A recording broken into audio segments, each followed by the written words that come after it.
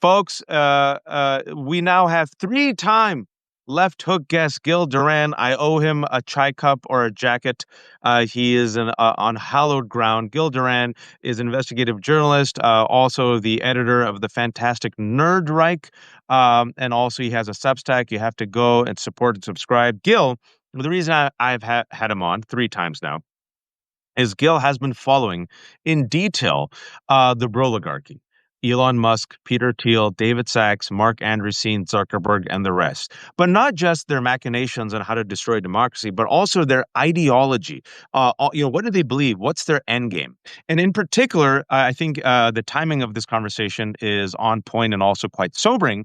They have also groomed. I keep using the word groomed on purpose. They have groomed JD Vance, and they were the ones who brought JD Vance to Donald Trump.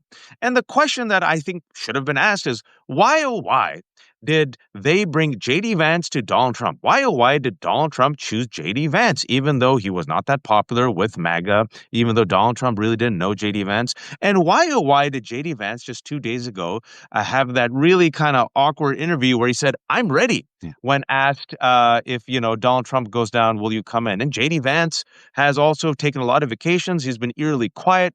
Before the Epstein article dropped, the first one in Wall Street Journal, Rupert Murdoch met with JD Vance. And now that Donald Trump's fitness and health are being questioned, where he don't look that right, folks, and we don't know what's going to happen, but if Donald Trump becomes incapacitated in some way, the next leader of the United States of America will be this guy, JD Vance, who was funded to the tune of $15 million to become a senator by Peter Thiel. So to connect all these dots, I've brought in Gil, who knows this better than anyone. Gil, the question I have for you, and you can go anywhere you want with it. How did, or rather, why did Silicon Valley groom JD Vance for this moment? Well, an important thing to remember is that before he became Trump's running mate, JD Vance actually compared Donald Trump to Hitler, said America's Hitler. Right. So that was back when he was trying to promote his book, Hillbilly Elegy, and to many people seemed like a sort of a literary, political, rational, moderate, centrist voice trying to, bring the country together and be against the sort of harsh rhetoric that Trump was unleashing at the time. But what wasn't clear then, I feel, in the media was the degree to which Vance was largely a creation of Silicon Valley. He met Peter Thiel when he was at Yale Law School, was so impressed by a speech that Thiel gave that he emailed him. Thiel invited him out to visit him sometime, and within a couple of years, JD Vance is working for Peter Thiel in San Francisco during his San Francisco venture capital phase. When Vance decided to go back to Ohio and start his own fund, he did so with support from Thiel, and in fact, he wrote Hillbilly Elegy while working for Thiel, and then Thiel did a blurb for the book. But this was beneath everybody's radar back then. And then when Vance decided to run for Senate, Thiel was his biggest backer. And that was really sort of the beginning of his shift from this memoir writing, heartstring plucking literary figure into this harsh right-wing character. But when you look at Gil, can we remind people that Hillbilly Elegy was also a lot of bullshit called out by Appalachian writers? I just want to set the record straight on that. Definitely. It was mostly written for coastal elites who wanted to hear a fairy tale about America, right? And it worked. It was a bestseller. Everybody, all your favorite blue commentators were hailing it, and the whole thing, where they know how to manipulate the media. And that's largely why we are where we are today. Can I tell you, Gil, real quick, when I was at Aspen Ideas Festival a couple of years ago, the one book that all these elites told me I had to read when I was talking about, because I was invited, I gave a speech about racism and white nationalism and how that drives a large part of MAGA, and they should be worried. They did not like that. And instead, a lot of these white donors who consider themselves center-left said, you should read Hillbilly Elegy. And one of their readers said, what happens if I set up a conversation or debate with you and JD Vance? I said, sure, never happened. But just let you know what Gil said is on point. Aspen is known as Billionaire's Mountain. They did not want to hear the narrative that it was not economic anxiety, it was cultural anxiety. And the book that they proved, that they showed up to prove their point, was Hillbilly Elegy. Sorry, Gil, continue. No, they'll be talking about economic anxiety after Trump crashes the economy and kills the dollar. It'll still be about economic anxiety for those particular people. But in San Francisco, Vance apparently really got indoctrinated into this more right wing tech, sort of rooted in libertarian, but increasingly extreme and reactionary philosophy. And Vance has gone on to quote Curtis Yarvin, who probably a lot of people are familiar with now as this uh, San Francisco computer programmer and blogger who one day in 2007 sat down and decided to create his new a new ideology from scratch. And the new ideology calls for the breaking up of the country into smaller pieces of patchwork, he calls them, and these would be ruled by tech corporations. So basically collapsing the United States, disintegrating it, and then creating a digital feudalism in its place. And Vance has quoted Yarvin's ideas specifically for gutting the federal government, purging it, as we've seen Doge do, as is happening to the CDC right now, and bringing it all back home. The person who's now replacing temporarily the head of the CDC is Jim O'Neill, whose main career has been working for Peter Thiel. And if you look across government, you see what I call the Thielification of the United States government right now. Elon was getting all the attention because that's what he does. He gets attention. But I always felt that the bigger danger was these quieter guys who sort of operate in a more shadowy fashion, not totally shadowy, as we'll discuss, but you want people quietly, not in the news every day, operating to dismantle the government, and that's what is happening now. Yeah, and the quieter guys, although they aren't as quiet as compared to Elon Musk, who because he has this endless void that needs to be filled but can't, needs to be the center of attention and create like this fictitious reality where he's like some uber male, even though he's a dork, are the Peter Thiels, the David Sachs, the Andresens, right, the Horowitzes, Zuckerberg. Now he's trying his best, he's failing awkwardly with his Joe Rogan makeover. But speaking about Peter Thiel, and like you mentioned Curtis Yarvin, and I always try to bring him up because again, what's common to you and me, Gil, isn't common to everyone else. Just do a refresher on Curtis Yarvin real quick, because I think the philosophy of Yarvin, rather the philosophy of Yarvin, the fact that Peter Thiel follows him, and JD Vance, the vice president, even now, even after all the damning stuff has come out about Yarvin, still follows him on Twitter. What's his ideology? What they love so much? In fact, actually, Vance only recently followed him on Twitter after we know all this stuff about Yarvin. Yarvin wasn't on Twitter really last year.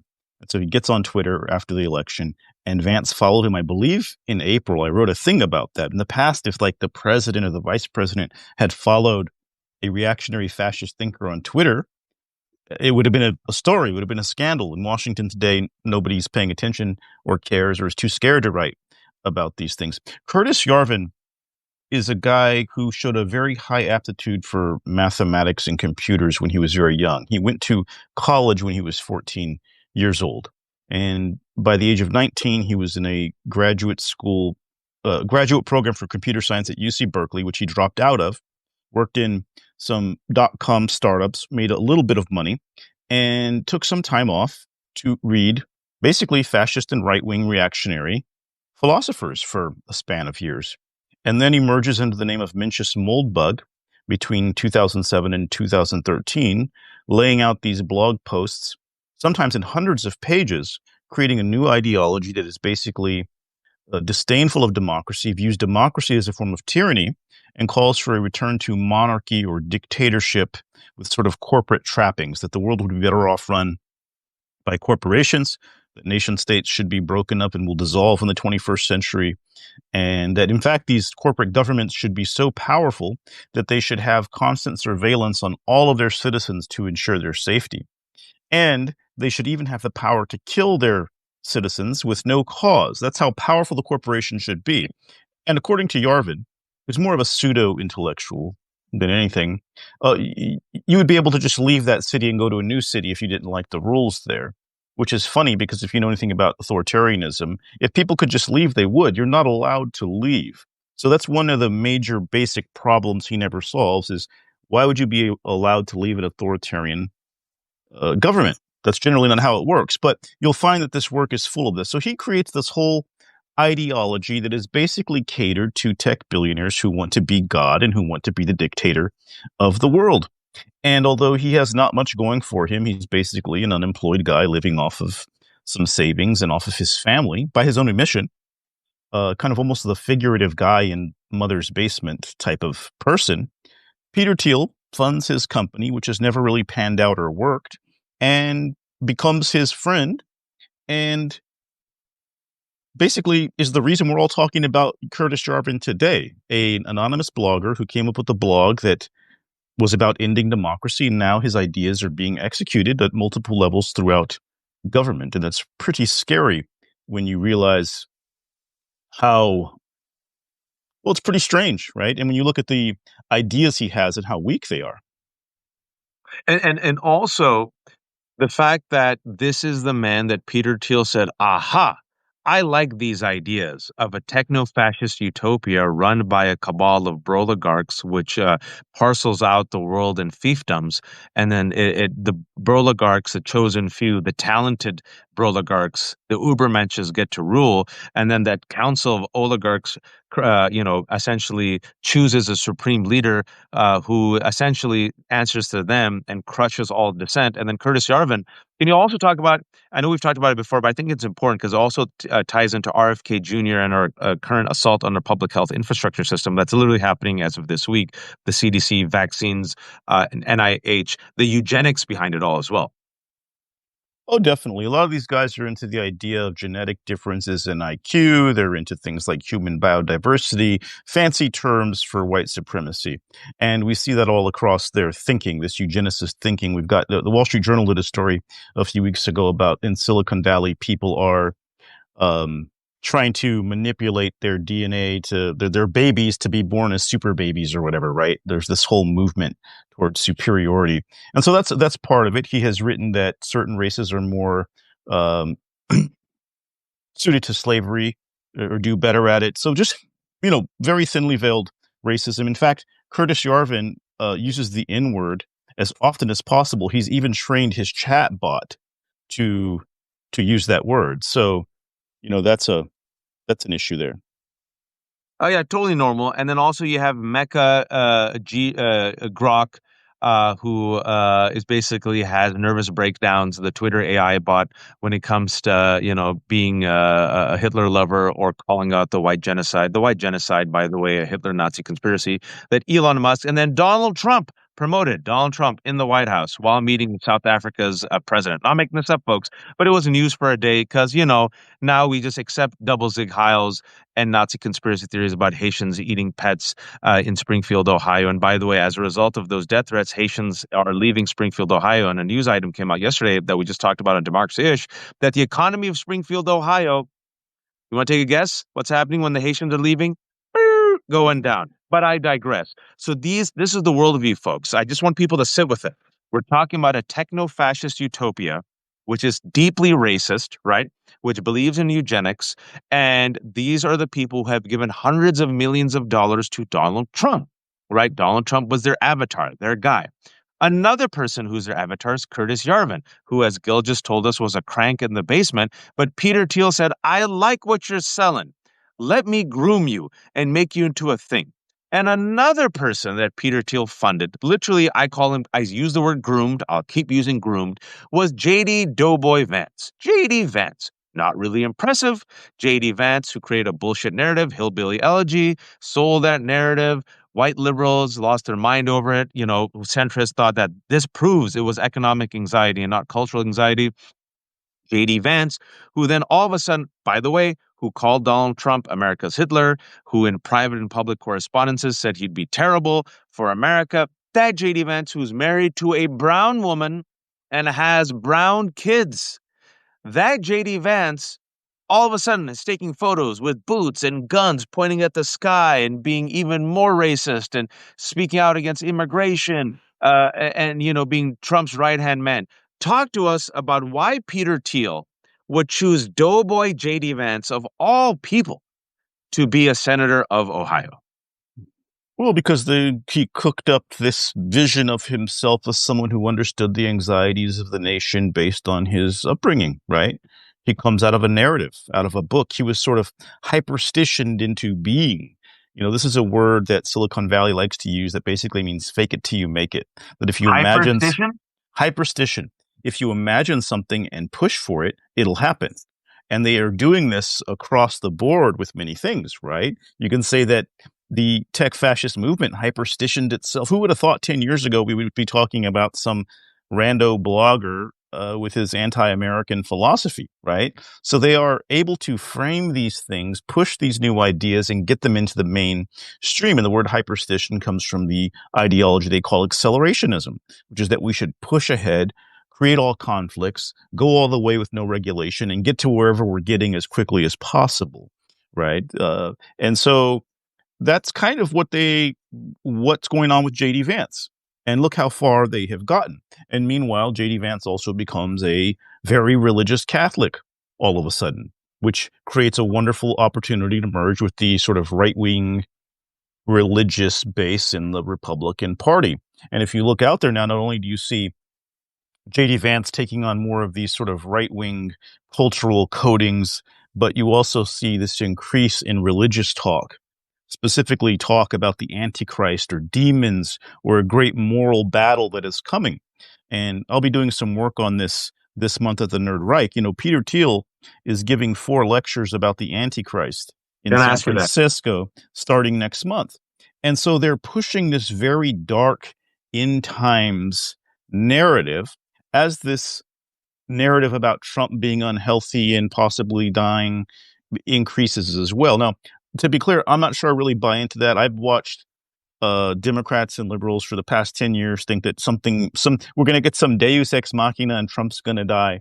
He might just be really sick for the rest of his term. But Yeah, I one thing agree. I would say is that be careful what you wish for, because it's going to be a lot worse with JD Vance. This is a man with out the cult following of Trump, and he will have to do some pretty extreme measures to try to create the same sort of following that Trump has, right? Because Vance is so unpopular. If you look, Trump's numbers are going way, way, way down, but they're not stopping. And so what they're really headed toward and what Vance is really about, right? If Trump is for some reason gone or incapacitated, Vance is the guy who is going to create a situation where he tries to suspend all the rules and Yeah. declare an emergency and basically declare himself dictator. Yep. And, while you can't know the future for certain, one thing that is very clear is they talk a lot about the philosophy of Carl Schmitt, who was a Nazi jurist and legal and political theorist. And the main idea they focus on in Schmitt is this idea of a state of exception and being able to declare an emergency that suspends the normal rules and makes one person the sovereign. A lot of their thinking reflects Schmitt, and they talk about him a lot. They always tell you what they're doing Yep. because they know that most in political journalism are a bunch of jackasses who don't read books and who won't know what they're saying or what it means when they continually name check Carl Schmitt. And so people have heard very little discourse about what ideas are coming, right? I'm not someone who can see into the future. I look at what they're saying, I read what they're talking about, I'm like this, and then I look at what they're doing, and then I put those dots together.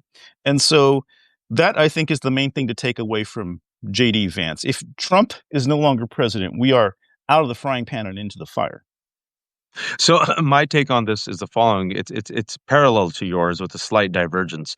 Is I trust the evidence of my eyes and ears, and the analogy that I've been using for years is that Donald Trump and MAGA and the cabal that's around him, the Russell Vaughts, the Stephen Millers, the Peter Thiels, the Elon Musks, are the world's most convenient Bond villains. Who in the first 10 minutes of the Bond movie, go and find James Bond, tap him on the shoulder, and say, "Hey, do you want to see my PowerPoint?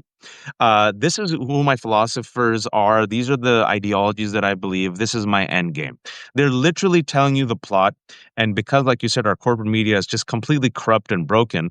And one example, folks, Donald Trump clearly is unwell. How many stories have you heard about his health compared to Joe Biden tripping and stuttering? Exactly. They literally are telling you what they plan on doing. And they're like, well, I wonder what'll happen. Is Trump racist? Maybe he had a racial trip up. Has Trump gone authoritarian? What will happen? And I'm like, look at the evidence of your eyes and your ears, right? Look at Peter Thiel, look at Curtis Yarvin, look at Carl Schmidt, who I'm so glad you brought him up because they've openly name dropped him again and again and again. And what the way I slightly diverge from you, but we're on the same page, is I believe the cabal, the people close to him, see that Trump. I'm not saying the word dying. He's unwell. And because he's unwell, they say, okay, our king, our avatar, our daddy, he's outliving his usefulness. So we're going to turbocharge Project 2025. Instead of 4 years, we have 9 months. Let's consolidate as much power as we possibly can. Let's rig the system. So once daddy goes down, the reins are handed over to JD Vance. And then I completely agree with you that JD Vance, who is unpopular, who does not have the charisma, who does not have the base, it doesn't matter, folks, because he has the power. It doesn't matter. They have all the power now, and Peter Thiel and Musk and others have JD Vance as their groomed boy toy to be essentially their vessel. So what I feel like and I think we're pretty much like 99% aligned here, is I believe even if Donald Trump doesn't die, the reason why they're going after mail-in votes, the reason why he's openly talking about gerrymandering, getting 100 seats, the reason why he's openly talking about 2028, the reason why he says, well, some people might want a dictator. I'm not a dictator. Some people want one, is him literally telling you, we probably can't win legally, or we probably can't retain the House in 2026. Probably looks like the Senate now is even at play. I'm deeply unpopular. My policies are unpopular. Big bill, the big beautiful bill is unpopular. It's okay. You won't have to vote ever again, as Donald Trump told his base, right? And I think the people around him are saying, Donald, you're king, you're daddy, you can do anything. He goes, I can I? Some people are calling you the king of Europe. I am the king of Europe. What they're not realizing is they're not setting him up, they're setting JD Vance up because they know they have an avatar who is unpopular, but it won't matter anymore if you don't have a democracy, Gil. Yeah, that's the real serious question: is how far they're willing to take things. And actually, I agree with you. The big problem they have is they don't know what happens to the MAGA cult after Trump. There's no one else like him. And JD Vance, so far, his polls are terrible. He's uncharismatic. He doesn't fit the bill. So they're going to try to remodel him and give him a glow up and make him seem strong. And then you've got things out there like Gavin Newsom with his meme warfare against Trump getting all this attention. So they have to also find a way to create a rival to that. And so that's their big conundrum. And, even Trump has said, oh, I don't know if it's JD Vance who's going to replace me. And Trump is imagining that he's going to get another term because, of course, the dictator never wants to die, never envisions the day will come when he is not alive. So I do think they're going to try their best. And I think the thing to watch out for, and this is what I'll be talking about this month, is they're going to try to frame JD Vance as a religious figure who is here to do the final battle against evil, evil being framed as Democrats, democracy, liberalism, progressivism. This is the way they're going to try to capture the cult-like fervor of the Trump base by turning JD Vance into some kind of religious icon. You see that talk bubbling up already around him, around the people around him. This is why Peter Thiel's giving a speech on the Antichrist. Over the weekend, Nicole Shanahan declared that Burning Man is demonic. You're starting to see this sort of movement in Silicon Valley toward professing a Christian faith with an emphasis on evil forces that must be defeated. So that's how I have already analyzed what it is they're going to try to do to pump up JD Vance. And so it's going to take, I think, a lot of, one problem that we have on our side is that there's this knee-jerk reaction constantly from liberals and progressives to, oh, you're the Antichrist, they're the Antichrist, right? But in the Thielian universe, this is what's known as mimetic rivalry, and it comes from Rene Girard, who is professor at Stanford. If we respond by doing what they are doing, we end up in this rivalry that ends in violence. And this is also a part of their theory, right? So part of why I can understand why people enjoy what Gavin Newsom's doing and you just want to feel good like someone's fighting. But all he's doing is just mimicking Trump.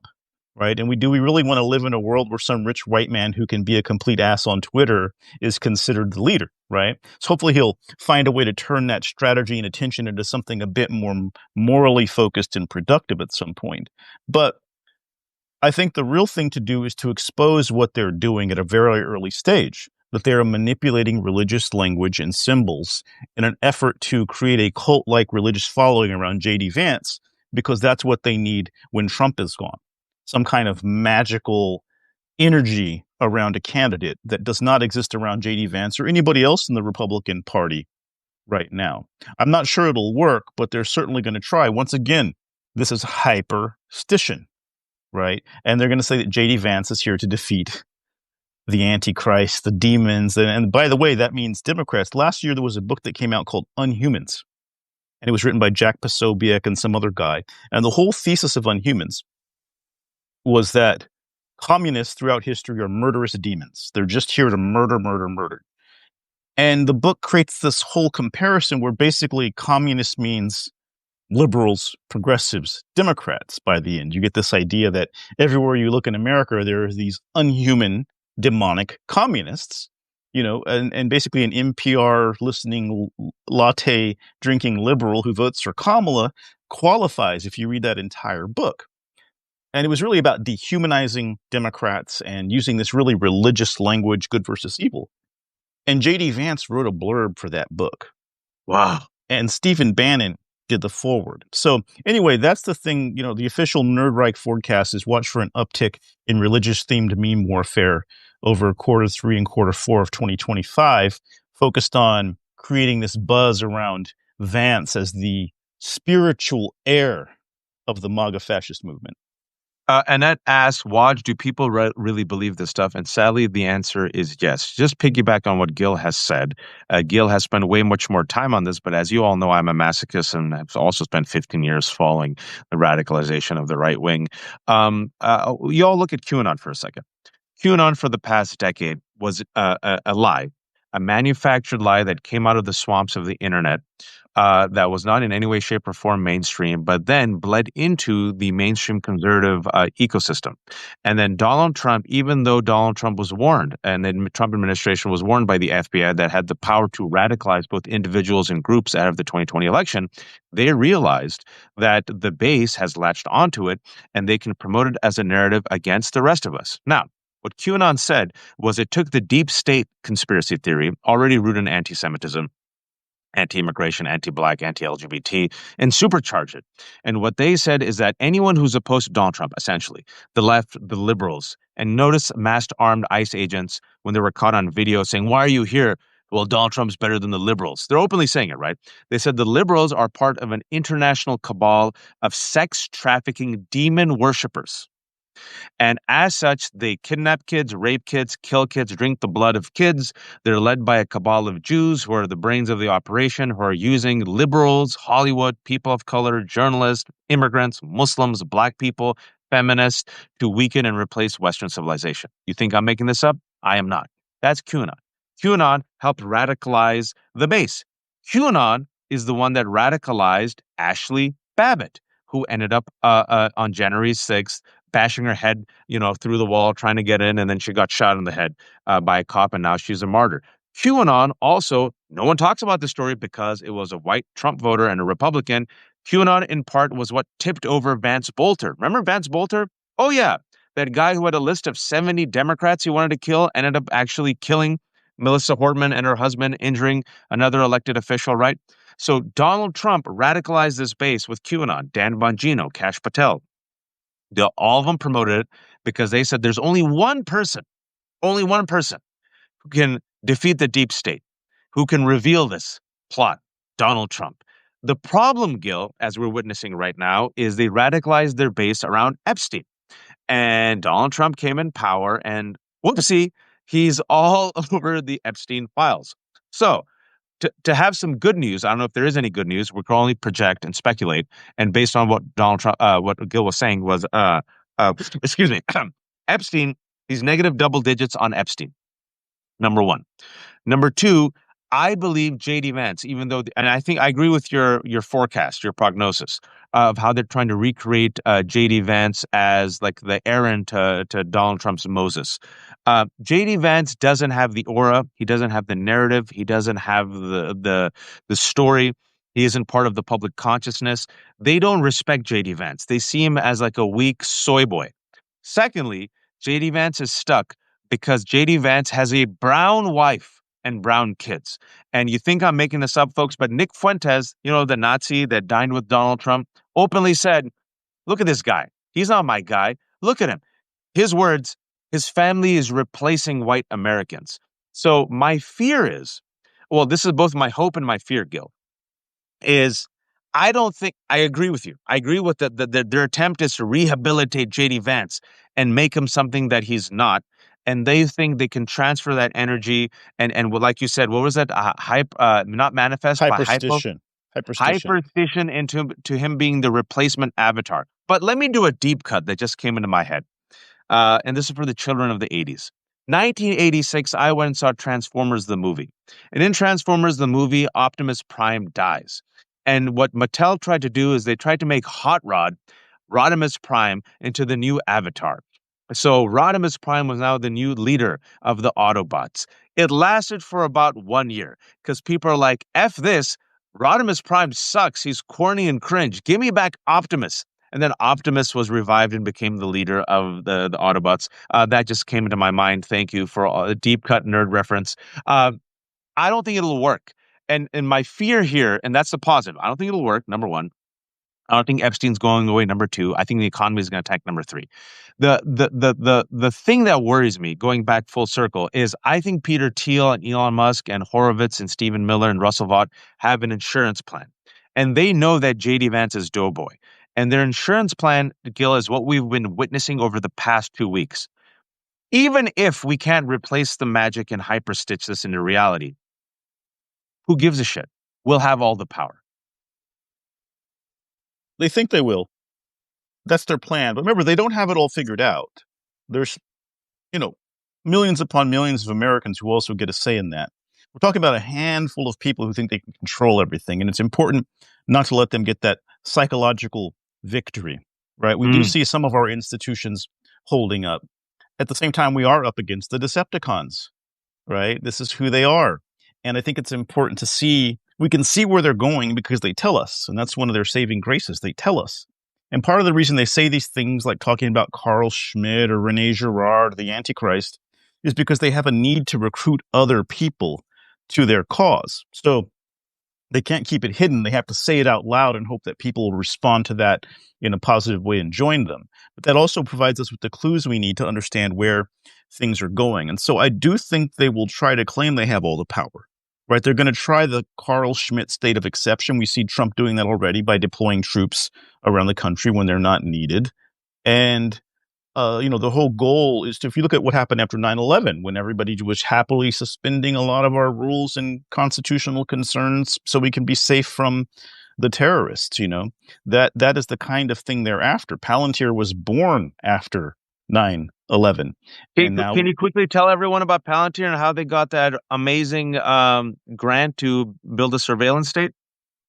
Yeah, I mean, Palantir is really mopping up under the Trump administration. In fact, they got a $10 billion deal with the Army that consolidated over 70 contracts under Palantir to help with things like efficiency. They're working to help the U.S. government create databases where they can see all the information that they have on people kind of in a more combined, efficient fashion. And so we're seeing these companies really mop up under Trump. It's sort of openly being done. It rewards a spoils system, which, by the way, the whole civil service and government idea is to avoid a spoil system, because spoil systems, we know through history, spoil systems is when the supporters of a politician get a bunch of money after they take power.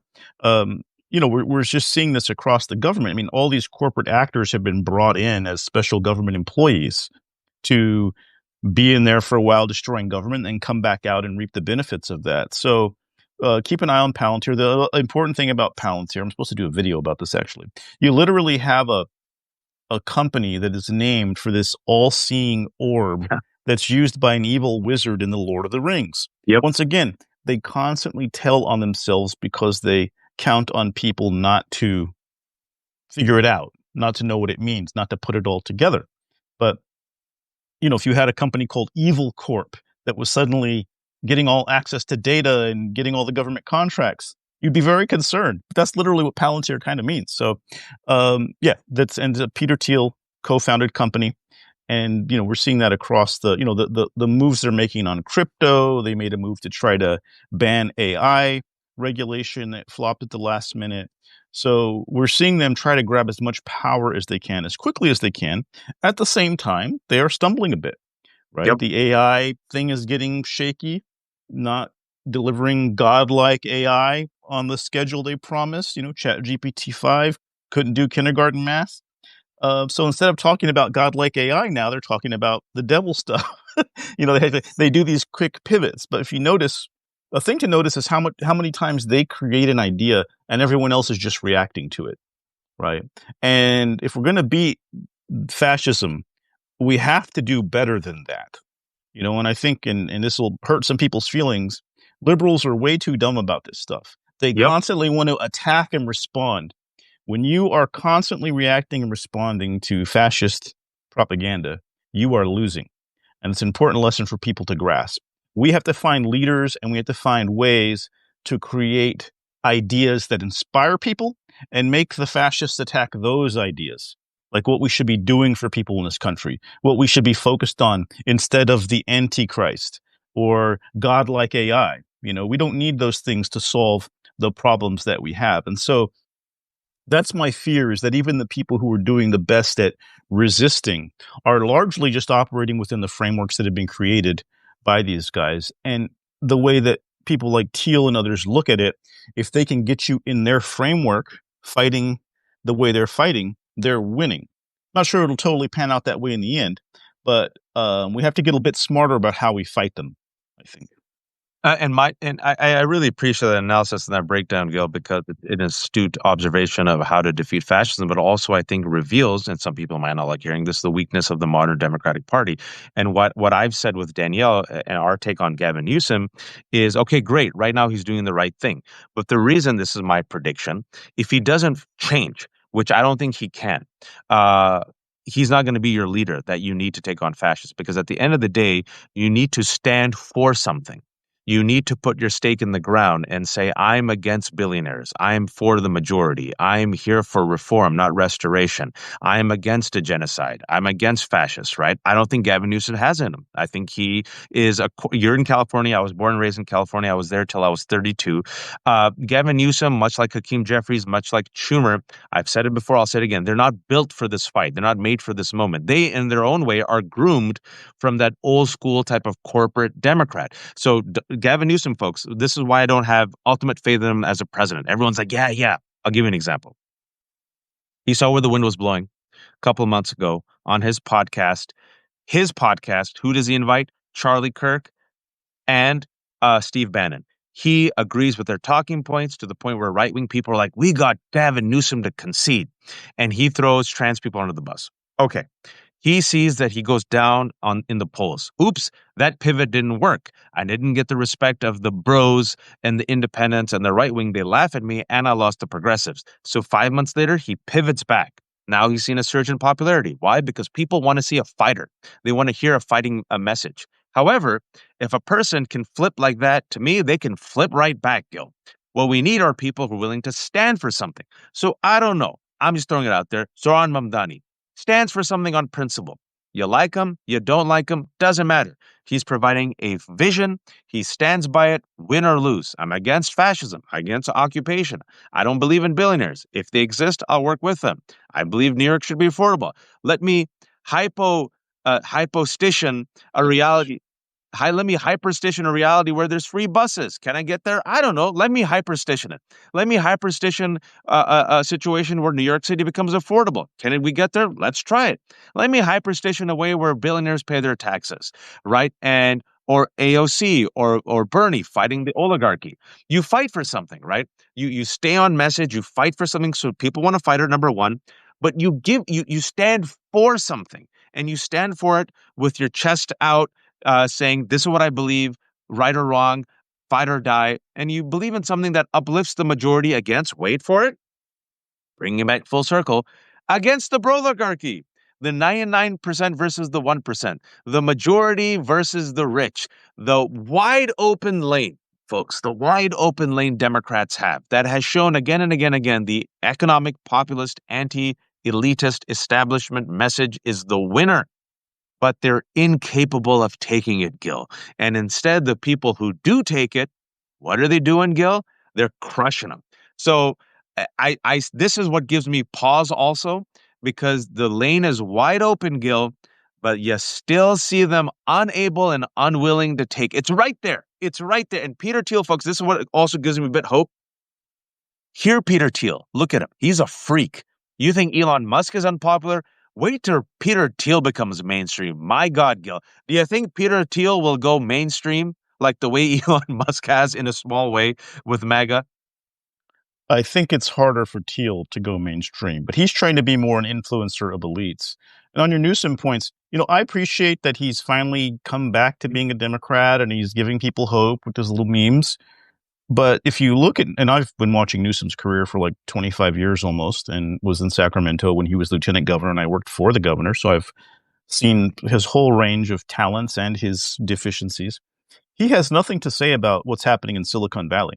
He has no critique of tech fascism, right? And Peter Thiel's actually, I believe, given Newsom money in the past. That's not to say that Newsom's on the side of Peter Thiel, because when you're the governor running for governor, all kinds of rich people give you money. But he is absolutely absent on how this thing is largely coming out of California, out of Silicon Valley, out of the tech sector. In fact, he just put together his own little Doge to have Silicon Valley help California find efficiencies. And it's like Anduril and all these other right-wing tech companies are on this thing. In fact, right now, Gavin Newsom's cracking down on homeless people just to one-up Trump on that front, right? And look, we have a big homeless problem here. Too many people don't have housing, but we should find a way to get them into housing and not just for the cameras, punish them and torment them so that we can compete with what Trump is doing. Before Donald Trump sent the National Guard into American cities, Newsom sent the National Guard into San Francisco for a photo op to pretend he was cracking down on drug addiction, which nothing ever came of it, So when you adopt Republican ideas repeatedly, you make them bigger. And that's that danger of that mimetic rivalry. You're trying to outdo them. But what are we headed toward? Who ultimately has the power to go the farthest right now? And so, yeah, I'm glad he's doing what he's doing. But we need leaders who don't just copy the fascists. We need leaders who challenge their power. And I don't think Newsom's going to do that. I don't think so either, folks. I don't think anyone, it just pains me to say this, it's my home state, California. The reason why I don't have any faith in anyone in California becoming a national leader is in order to take out the Broligarchy, you have to take out the Silicon Valley Broligarchs. That's where it's at. The irony of it, you're seeing it now play on pop culture. I don't know if you've seen Alien Earth. I look at Alien Earth, and the villain literally is like these guys who are like, break stuff. Don't worry about the ethics. Build, build, build. Create, create, create. Literally unleashing death. And it's built, and the villain of it is this kid prodigy, who again misappropriates pop culture, has arrogance, thinks that we're all living in his world, thinks he should live forever, and just unleashes technology without restraints and regulations. And well, we know what happens. So I think they're unwilling and unable to take on and regulate the Broligarchy, because I'm from the Bay Area. Silicon Valley, the money, where people work, they're not going to do it. And if the person who is unwilling to take on the Silicon Valley Broligarchs and corporate money, I believe cannot be the fighter that is needed to take on what we're about to witness and what we're out witnessing right now. So I share that with you. I hope I'm proving wrong. I hope you're proven wrong. I don't think we are on this. And you need people to fight for something, and you need people to fight against the actual villains who are articulating their villainous plan. Will people listen to Gil? I hope they do. Who am I? I'm nobody. But Gil Duran is the editor of Nerdreich. He gave also a great Commonwealth talk. Commonwealth has just invited me, Gil, to come in like 2 months. And I will have some words about their decision to host Peter Thiel for a 4-part series on the Antichrist. Let's see if they still have me. Well, he's renting the venue, by the way. So he's not an official thing. And if you were to deny it's a religious nonprofit, Act 17, so you can't really deny a religious nonprofit the rental. So I'd cut them a little slack there. They're getting some heat. They asked me to clarify that, please, that they are not officially hosting it. It's just a venue rental. But Thank you, Commonwealth. I appreciate that, and so I will clarify for them. Gil, shamelessly promote yourself, sir. Yeah, I have the Nerd Reich newsletter, Nerd Reich on YouTube, and we're going to be exposing what Peter Thiel is up to with all this Antichrist talk, and make sure you understand exactly what's happening and how to fight back. Coming soon this month. It's free to read, kind of like the left hook. We appreciate it if you can pay, but we want to make sure people have information without a paywall. And so please subscribe today and stay tuned. Folks, this has been the Left Hook. As Gil said, there's no paywalls ever because I'm a terrible capitalist. But I just want everyone to get the information, just like today's conversation with Gil. If you have a few dollars, support Gil. If you have a few bucks after that, become a paid subscriber over here. If not, just become a subscriber. It helps. It's free. And then there's 1,200 people, Gil. So the people who joined us late, I've been talking to Gil Duran, the founder and editor of the Nerd Reich, where we're talking about how Silicon Valley has actively groomed JD Vance to replace Donald Trump and usher in a techno-fascist utopia, why they supported this man, how they plan about doing it, their end game. I know it sounds like insane, nutty, bullshit, crank type of stuff that a guy who's high, a teenager who's high on shrooms writes, but nope. This is who they are. They're telling you their plot. And so Gil is the one who connects the dots. And this will be out later on in about an hour on my Substack and also Gil Substack, which you all should subscribe to as well. Folks, be kind, be decent, enjoy your Labor Day rest, because the march ahead is a long one. But fascism dies not in a haymaker, but with death through 1,000 cuts by the rest of us doing our part on a local level. So everyone has a role to play. Folks, take care of yourselves, and please, oh please, don't be a fascist. Take care, Gil. See you.